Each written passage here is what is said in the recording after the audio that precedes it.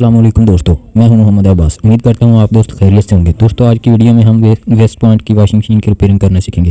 दोस्तों इसका मसला यह है कि जब इस वॉशिंग मशीन में कपड़े डाले जाते हैं तो इसका गियरबॉक्स आवाज़ करने लगता है। बेसिकली जब गियरबॉक्स पर लोड पड़ता है तो इसकी गरारियाँ घिसने की वजह से स्लिप करने लगती हैं, जिसकी वजह से आवाज़ पैदा होती है। तो हम इसका गियरबॉक्स चेंज करेंगे, तब ये वॉशिंग मशीन बिल्कुल ठीक से वर्क करेगी।